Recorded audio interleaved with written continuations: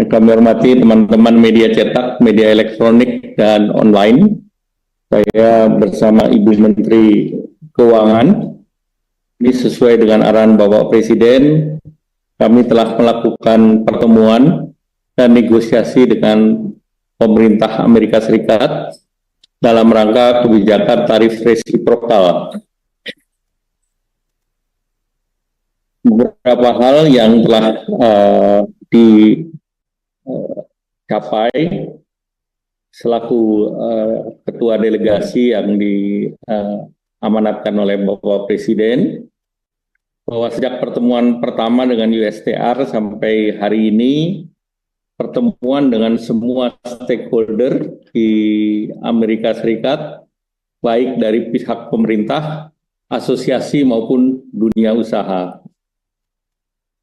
Secara keseluruhan, baik itu pemerintah di Amerika Serikat, asosiasi maupun dunia usaha, mengapresiasi langkah-langkah yang dilakukan oleh Indonesia.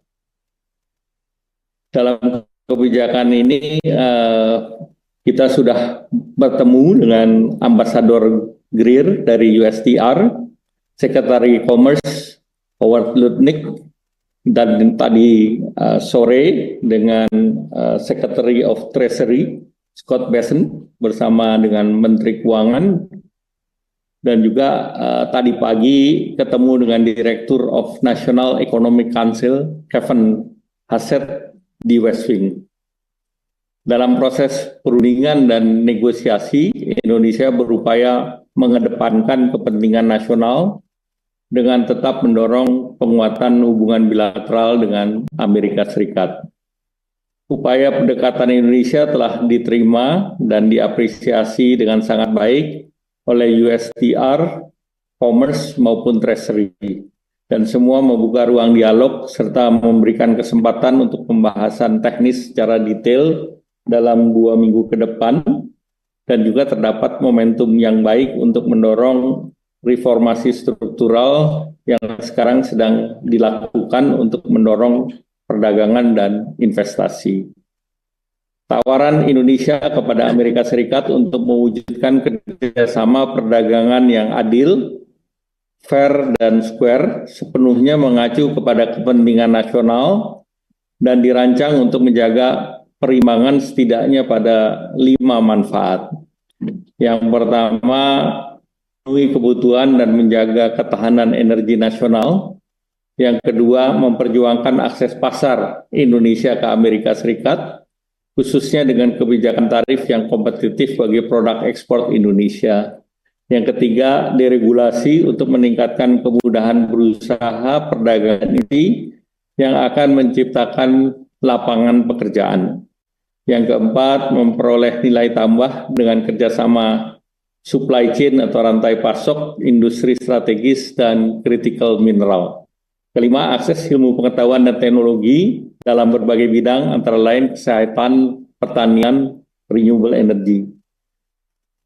Kemudian juga dalam rangka upaya negosiasi pemerintah, komunikasi dan masukan dari para pengusaha, asosiasi bisnis, antara lain dari Semiconductor Industry Association, US ASEAN Business, USIBC, USINDO, dari korporasi antara lain Amazon, Boeing, Microsoft, Google, terutama seluruhnya dalam rangka penguatan kerjasama Indonesia dan Amerika Serikat, dan seluruh stakeholder tersebut mendukung upaya Indonesia untuk mendapatkan keadilan.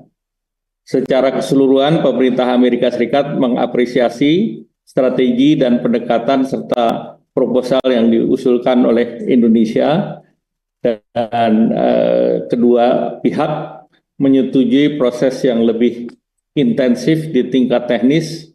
Bahkan secara teknis sudah dipersiapkan 5 sektor khusus untuk sejenis working group agar ada percepatan dalam pembahasan. Indonesia telah menandatangani non-disclosure agreement dengan USTR, artinya kita sudah masuk dalam fase negosiasi, dan Indonesia adalah salah satu dari 20 negara yang sudah memulai proses negosiasi awal. Nah, sebagai tindak lanjut, pemerintah Indonesia akan melakukan pendekatan dan konsultasi internal dengan para pemangku kepentingan di dalam negeri, berkomunikasi dengan pihak Amerika untuk melanjutkan proses negosiasi di tingkat teknis. Selanjutnya kami persilakan Ibu Menteri Keuangan. Terima kasih Pak Menko. Assalamualaikum warahmatullahi wabarakatuh. Selamat pagi untuk teman-teman media di Indonesia. Pada pertemuan hari ini, terutama dengan Sekretari BESEN, sebetulnya beberapa fokus dari pembahasan tidak hanya menyangkut bilateral Indonesia dan Amerika, namun juga di dalam proses atau dalam pembicaraan, Sekretari BESEN juga menjelaskan posisi Amerika Serikat di dalam konteks lembaga-lembaga multilateral dan posisi dari Amerika Serikat terhadap kerjasama multilateral dan globalisasi. Pada kesempatan tersebut, dan karena ini adalah pertemuan dalam occasion pertemuan G20 yang dipimpin oleh Afrika Selatan yang dilakukan kemarin malam dan tadi pagi hingga tengah hari. Kemudian juga pertemuan di dalam konteks IMF Spring Meeting, di mana beberapa kali kami bertemu dengan Scott Bessent. Di dalam forum tersebut, Amerika Serikat seperti yang disampaikan oleh US Treasury atau Pak Scott Bessent menyampaikan bahwa posisi Amerika Serikat tetap akan menjadi anggota dan sekaligus memimpin lembaga-lembaga internasional seperti IMF dan Bank Dunia yang akan juga menjadi ajang bagi pelaksanaan berbagai agenda nasionalnya Amerika Serikat melalui lembaga-lembaga tersebut. Kita dalam hal ini tentu perlu untuk terus melihat bagaimana peranan dari Amerika Serikat di dalam lembaga-lembaga internasional termasuk reformasi dari WTO yang sekarang menjadi fokus dari berbagai macam kebijakan yang dilaksanakan oleh Amerika Serikat terhadap partner dagangnya, yaitu termasuk melakukan reciprocal tarif. Tujuannya adalah untuk menciptakan, menurut Amerika Serikat, sebuah tatanan perdagangan yang lebih adil.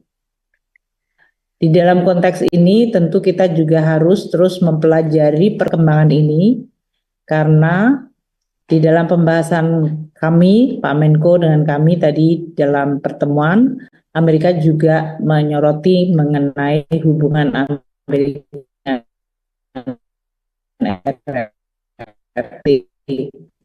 terhadap Indonesia maupun seluruh kawasan ekonomi di dunia. Oleh karena itu, untuk mendukung apa yang telah disampaikan Pak Menko, proses negosiasi Amerika Indonesia dengan Amerika Serikat melalui seluruh jalur yang bisa kita lakukan, baik itu tadi melalui USTR, melalui jalur Department of Commerce, dan sekarang juga dari US Treasury, tentu untuk mendapatkan gambaran yang lebih lengkap bagaimana ekspektasi dari Amerika Serikat dan proses pengambilan keputusan dari pemerintahan Amerika Serikat terhadap berbagai partner dagang mereka, termasuk dalam hal ini Indonesia.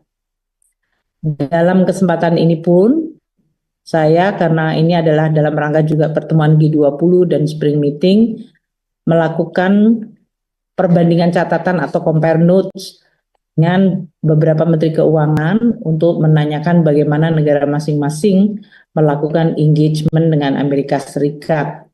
Ini tentu tujuannya adalah supaya pada akhirnya akan ada sebuah solusi yang bisa bersifat menyeluruh sehingga akan menimbulkan kepastian dunia karena ketidakpastian dunia akan dan telah menyebabkan proyeksi perekonomian global yang melemah, dan itu tentu akan merugikan seluruh negara-negara di dunia. Jadi untuk spring meeting ini juga untuk bisa bersama-sama menggunakan forum dan pertemuan untuk menurunkan tensi, ketegangan, dan juga untuk mencapai berbagai pemahaman bersama sehingga perekonomian dunia dan kondisi dari perekonomian masing-masing negara bisa terus terjaga agar tidak terjadi risiko perlemahan ekonomi atau bahkan resesi yang tentu akan berakibat kepada kesejahteraan rakyat dari semua negara. Itulah spirit yang terus dan akan terus disampaikan. Besok masih akan ada pertemuan untuk baik IMF maupun Bank Dunia.